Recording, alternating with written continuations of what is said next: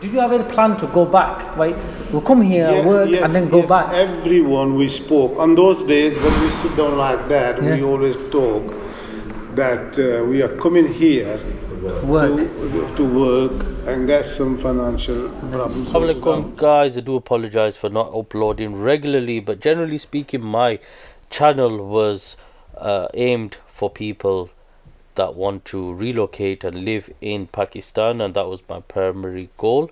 Here is a comment that I wanted to share and just kind of do a short vlog on this.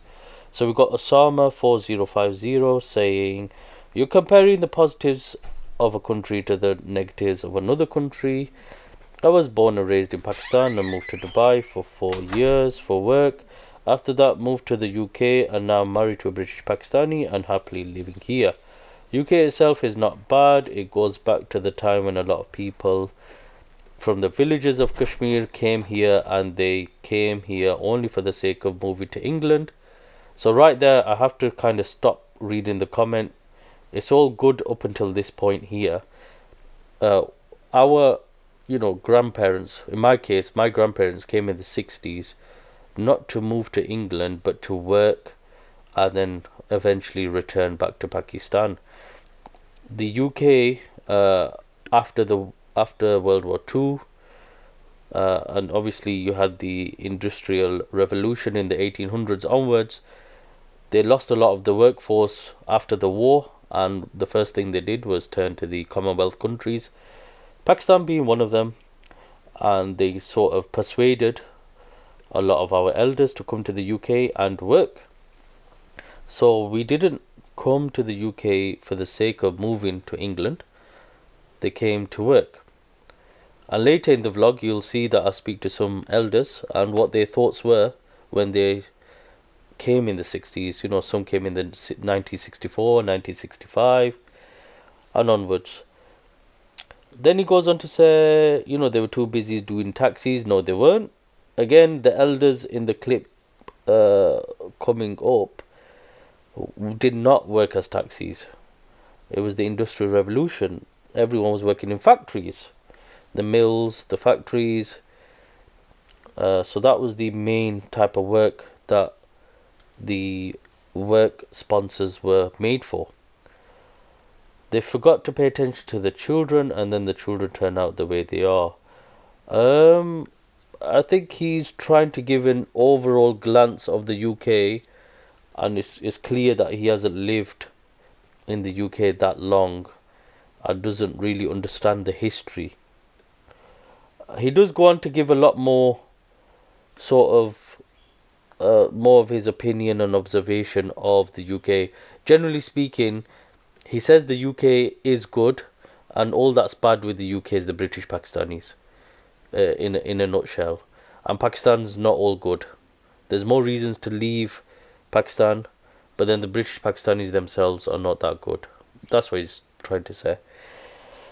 So what we'll do, I think the only way to sort of help people understand the British Pakistani in our history is to sort of go back, look at some dates, look at some times where the Muslim had an appearance here in the West, especially the UK, and maybe speak to some of the elders and see what they thought life was like and when they wanted to return back to Pakistan and how they settled here in the UK. Assalamu alaikum, welcome here in Sheffield at the Ghosia Masjid in Firth Park. We have an amazing British Pakistani event to show our heritage and contribution to the Great Britain. 2025 marks 80 years since the end of the Second World War. She was executed. She was awarded the George Cross. She was tortured, but she never gave any information. Allah. She went from Pakistan, India, Pakistan. Look at her. Noor Inayat Khan. No mention. No mention in the BBC. We found some documentaries that was. Yeah, I'm not joking. When we was at school, they didn't tell us this. They didn't tell us this. They never did. Look at this. 1.3 billion in money India gave at that time was one, wasn't it?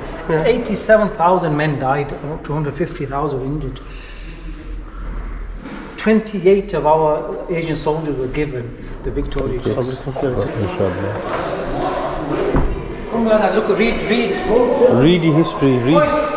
Huh? The forgotten history. No, they didn't. Victoria Cross is a badge like this, but it's only given to people who, it is a gallantry award given to the most brave, daring act of valor or self-sacrifice. They don't give it to anybody. Look, all these people who got it. Ahmad Khan, Jamadar Abdul Hafi, Neg Fazl Deen, Sipai, Muhammad Hussain was born in a village in Rawalpindi. He was 16 when he ran away from home to join the British Indian Army during the Second World War. Read his story. He went to Burma, First World War. Look what his job was. No, we're playing COD and Call of Duty. We think we are. Look what these guys did. These guys. Amongst the many marching and laying poppies that Sunday were a small number of elderly British Asian men. So this is one of the videos that they showed, really interesting. So this is a group of people interviewing Muslim men who served. A photo again. A buzurg Bradford journalism. A apne experience this in World War II, which what happened, they passed away now. But these people served in the war. So if you just listen to what these guys have got to say. In World War II, the Indian Army helped to defeat Germany and its allies. It was the biggest volunteer army in history. Is this the first time you've heard of them? We wanted to find out why we don't seem to know about the Indian Army and what they did in the war. We wanted to find out why their contribution has been either forgotten or never properly recognised here. After all, Britain is where many of these men have since made their homes. I was only 17 when I came to this country. And we are living in a 4-room house. 2 upstairs, 2 downstairs. That's it. No toilet outside. What year did you arrive? 64. 64. What was your first job when you came to the UK? Right. My first job, I was, if I describe it now, and you will imagine the people scared. I was working the asbestos firm, and we were making a wool that goes on the steamships. What was your first job when you first came? Tire fitting. Tyler fitting. Tire. Tires. Tire I just have yours. How old were you when you came? I just was 17. How old was you? I was between 12 and 13. And only 15-year-old, they says the work is very hard here, steel works. They sent me down to Watford. Oh, down south. I started my first job in Watford as in a plywood factory. And working 42 hours, £4 wages, £4. An hour, £4 an hour. £4 a week. £4 a week. Yes. Yeah. I'm going to ask you one question to all of you. What was the hardest thing for you when you came to this country? What was the hardest thing? The hardest thing is always when you migrate to other countries, the language. The language is, you can't associate with them people, you can't understand them, you don't know what they say. Even if you are so intelligent, you can't understand, you can't express your views, and you're like nobody down there, and that was the very hardest thing. But gradually, we learn a little bit of it, the language, and coming on, and Alhamdulillah, children work hard. That's your destination. Nothing to worry about. Ghabrana nahi hai. Just keep patient and carry on. We started from £6. That was my wages. And working on the asbestos firm, which is very, very, very, very hard. Serious. A week. But now, Alhamdulillah, the time is gone. Right? Allah give us everything. We don't have no toilet inside the house. You have everything there. No toilets. And outside the toilet Outside, yeah. No bath at all. There was only 1 or 2 baths in Sheffield. Sutherland Road and 1 on Atcliffe Road. We only go once a week to the bath. I asked them, did you miss your homeland and your families when you arrived here? Well, I'll tell you one thing. When I came, I was working in a steel firm, And I was maybe about 17, 18 at that time. And I was working as a slinger. You know, the big bar steel, the crane was picking up and taking it from one place to another. And when he was going, and this got swing. You know, the load starts swinging. I tried to hold it, but it's a steel. I didn't know that. On that time, this finger come between wall and that, and it's cut. When it's cut, and I was just I went on to this. Those used to be a little nursing home as well down in the factory, and I went to there was a nurse, old lady, and she was nursing me and doing this like that. Very beautiful people, very nice people. And then I started crying. Because it reminded my mum on that time. And how old were you when you went back home first time? I went to Pakistan in 1976. Sorry, 1975 October. Then I got married. When I was age of 21. 21. 21. Sorry, 20 and 4 days. Just all phone in Zamana needs no phones, no technology, no Telegram. How did you keep Rabta with family? Telegram. A telegram is like a letter. Letters. And they delivered in the house. They comes in the post office and they delivered in the house in English writing. Majid Sahab, tell me something about your early life experience. In Sheffield, where did you go? I come to Sheffield. Sheffield first? 1966, 2 years after Haji Shisa. So you said Haji Sheet first? He's Check it out 2 years first. before me. How is it? Yeah. I will live in same houses. What age? About 15. Got a job down at Cliff Tire Center. And doing that, after I left in 6 months, then I gone to engineering firm. I've done 11 years in there. You know, when you got a family back home and you got a family here now, how did you manage supporting financially two families? We can't support one family. Well, we was very young. We were supporting the most. My dad supported the family in very difficult times. And they did support our relative Pakistan. I mean, as I was telling, that was actually main purpose coming here to support them. And in a difficult time, at that time, my dad used to work at in Halmshire rolling mill, and they used to get very small wages, and they did support the Did you face any racism at that time? Yes, there were racism in them days. In the 60s, I remember skinheads, punks, and they call you. Did you ever plan to return back to your home countries? Sorry? Or did you have a plan to go back? Right? We'll come here, work, and then go back. Everyone we spoke. On those days when we sit down like that, we always talk that we are coming here to work and get some financial problems sorted out. And the first priority was for us that we learn to drive, how to drive. Because what we're thinking, that's our mentality, because we wasn't very educated people of back home. This was the mentality, okay, become a driver. So we're going to go back home and we'll drive taxi and we support our family. Right? Somebody going to drive a truck down there. We support. That was a thinking for the future.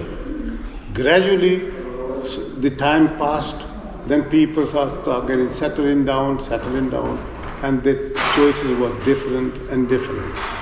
But what it is, every nation migrate. Always remember, kids, we are not the one. Don't think that, oh, we come down here in England and we can do BNP and things like that. No. Wherever you go, you find a little opposition down there. Because as you know that we are at this moment in Pakistan, we have Afghani refugees.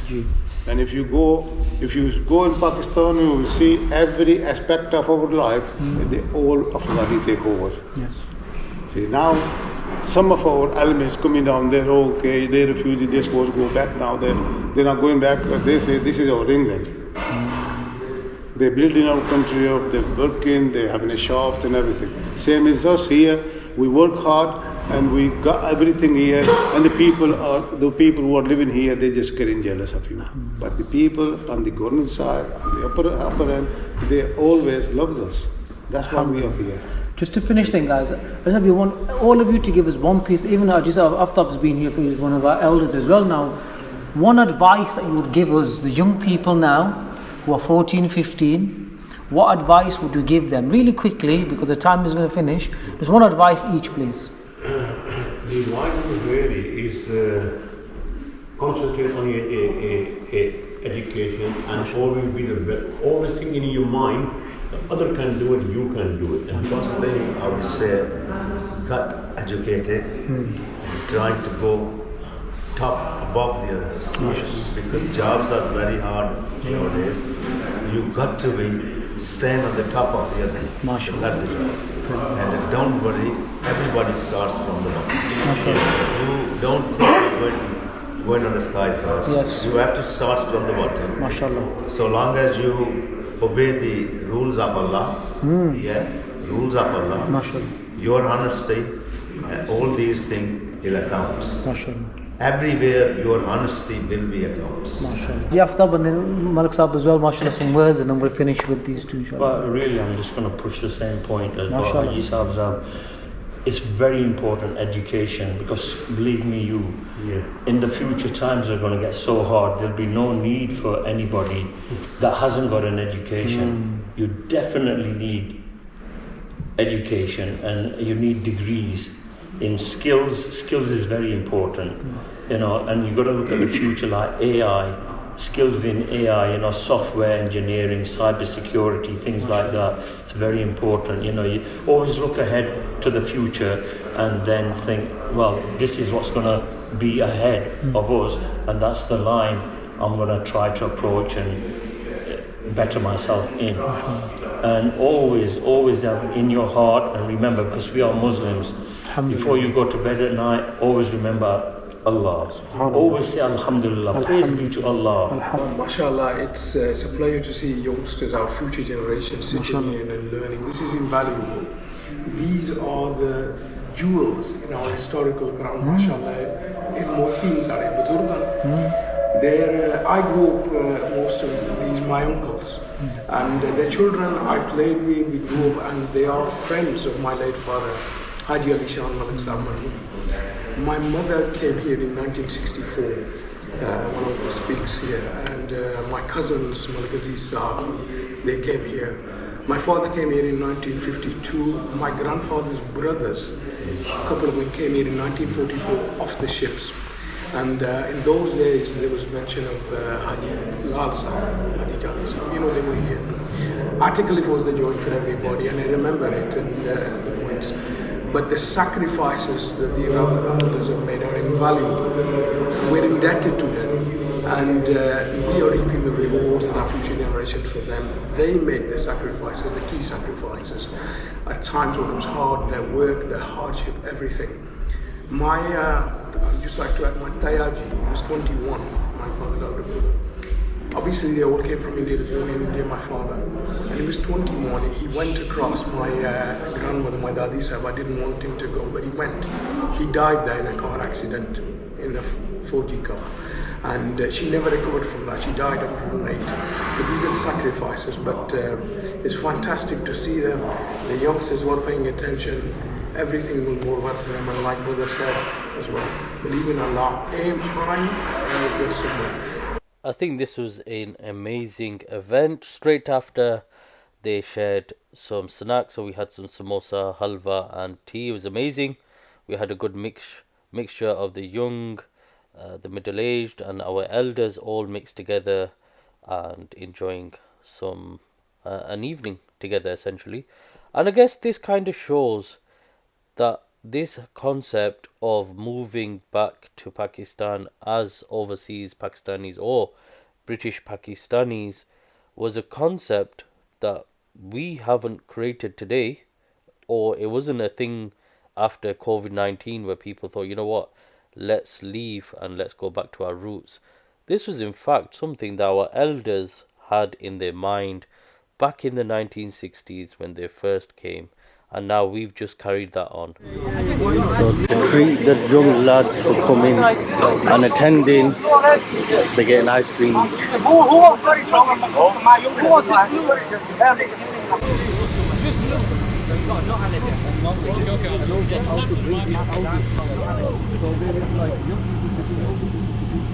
As always guys, Jazakallah for watching. See you in the next one. Assalamu alaikum.